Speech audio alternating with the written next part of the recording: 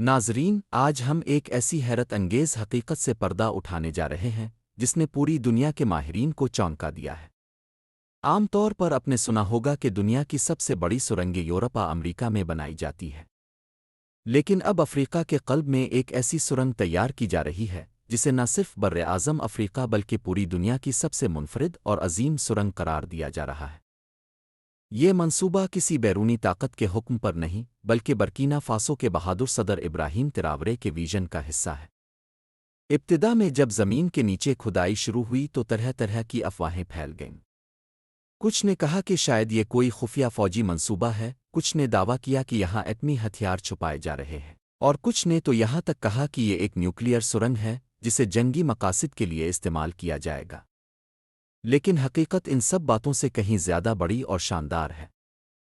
اصل میں یہ سرنگ برکینا فاسو کو تجارتی لحاظ سے آزاد کرنے کا ذریعہ ہے۔ یہ ملک چونکہ لینڈ لاکڈ ہے، یعنی اس کی سرحد کسی سمندر سے نہیں ملتی، اس لیے تجارت کے لیے ہمیشہ ہمسایہ ممالک کے راستے استعمال کرنے پڑتے ہیں۔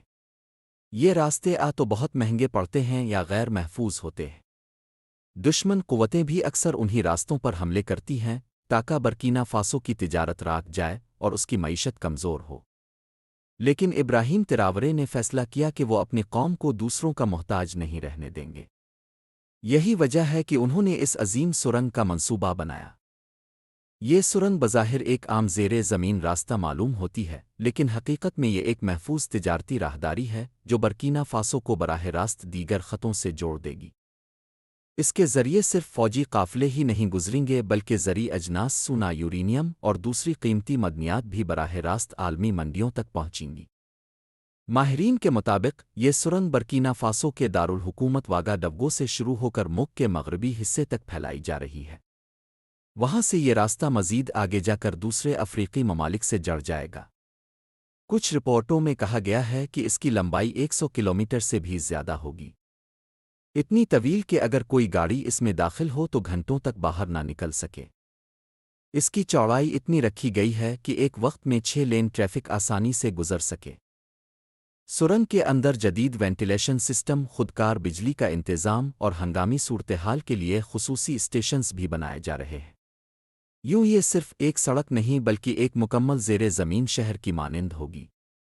کچھ حصے فوجی استعمال کے لیے مختص ہوں گے جہاں بختر بند گاڑیاں اور فوجی ساز و سامان بآسانی منتقل کیا جا سکے گا۔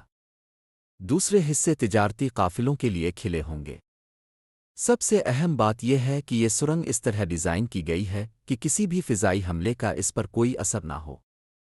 یہ سرنگ بلا شبہ برکینا فاسو کے لیے ایک معاشی انقلاب کا آغاز ہے۔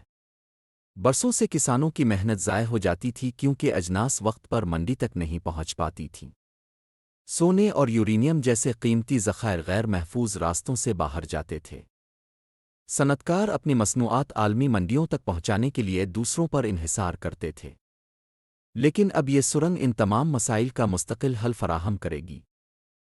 اب کسان اپنی فصل براہ راست اس راستے سے بڑے شہروں اور ہمسایہ ممالک تک پہنچا سکیں گے جہاں انہیں اچھے دام ملیں گے۔ برکینا فاسو کے معدنی وسائل بھی محفوظ طریقے سے عالمی منڈیوں تک پہنچیں گے۔ اس سے ایک طرف قومی خزانہ مضبوط ہوگا اور دوسری طرف لاکھوں نوجوانوں کو روزگار کے مواقع ملیں گے۔ جو نوجوان ماضی میں بے روزگاری کی وجہ سے غیر قانونی راستوں سے یورپ کا رخ کرتے تھے، اب اپنے ہی وطن میں باعزت روزگار حاصل کریں گے۔ یہ منصوبہ صرف ایک تجارتی راستہ نہیں بلکہ پورے براعظم افریقہ کے لیے اتحاد کی علامت بنتا جا رہا ہے۔ دوسرے افریقی ممالک بھی اس میں دلچسپی لے رہے ہیں تاکہ اپنی تجارت اس نئے راستے سے جوڑ سکیں۔ اگر ایسا ہوا تو پورے برناظم میں ایک نئی سپلائی چین قائم ہو جائے گی جو یورپ اور امریکہ کی اجارہ داری کو توڑ دے گی۔ چین اور روس جیسے ممالک پہلے ہی اس منصوبے کی حمایت کر رہے ہیں کیونکہ وہ جانتے ہیں کہ اس کے ذریعے نہ صرف برکینا فاسو بلکہ پورا افریقہ ایک نئی معاشی طاقت بن کر ابھر سکتا ہے۔ ابراہیم تراورے کا ویژن صرف اس سرنگ تک محدود نہیں۔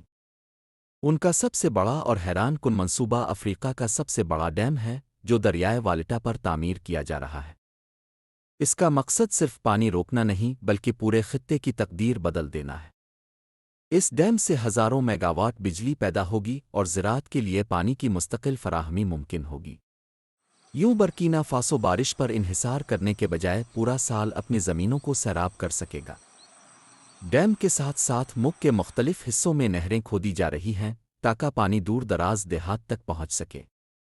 اس سے کسان سال میں ایک سے زیادہ فصلیں کاشت کر سکیں گے، خوراک کی پیداوار بڑھے گی اور ملک قحط کے خطرے سے آزاد ہو جائے گا۔ یوں برکینا فاسو اپنی خوراک میں خود کفیل ہوگا اور دوسروں کو خوراک برآمد کرنے کے قابل بھی بنے گا۔ اس کے علاوہ تراورے نے ایک اور انوکھا منصوبہ پیش کیا ہے۔ وہ ایک ایسا شہر بسانا چاہتے ہیں جو مکمل طور پر شمسی توانائی پر چلنے والا ہو۔ اس سولر سٹی میں گھروں سے لے کر فیکٹریوں اور اسکولوں تک سب کچھ سورج کی روشنی سے حاصل ہونے والی بجلی پر چلایا جائے گا۔ یہ قدم نہ صرف توانائی کے بحران کو ختم کرے گا بلکہ دنیا کو یہ پیغام بھی دے گا کہ ایک غریب افریقی ملک بھی ماحول دوست ترقی کی راہ اپنا سکتا ہے۔ ان تمام منصوبوں کا مقصد صرف انفراسٹرکچر کھڑا کرنا نہیں بلکہ ایک آزاد، خود کفیل اور خوشحال برکینا فاسو قائم کرنا ہے۔ تراورے واضح کر چکے ہیں کہ وہ اپنی قوم کو بیرونی طاقتوں کے دباؤ سے آزاد دیکھنا چاہتے ہیں۔ ان کے بقول اگر مغرب ہمارے وسائل لوٹنے کی کوشش کرے گا تو ہم اپنی زمین اور اپنی محنت سے ایسے منصوبے بنائیں گے جو نہ صرف ہماری ضروریات پوری کریں بلکہ ہمیں دوسروں سے آگے لے جائیں۔ یہی وہ ویژن ہے جو ابراہیم تراورے کو باقی افریقی رہنماؤں سے منفرد بناتا ہے۔ سرنگ، ڈیم، نہریں اور شمسی توانائی کا شہر صرف تعمیراتی منصوبے نہیں بلکہ ایک نئے انقلاب کی بنیاد ہے۔ ان کے ذریعے برکینا فاسو کی معیشت، زراعت، صنعت اور توانائی کا پورا ڈھانچہ بدل جائے گا، اور دنیا دیکھے گی کہ کبھی غریب اور نظر انداز کیا جانے والا یہ ملک اپنی قیادت کی رہنمائی میں ایک نئی طاقت کے طور پر ابھر رہا ہے۔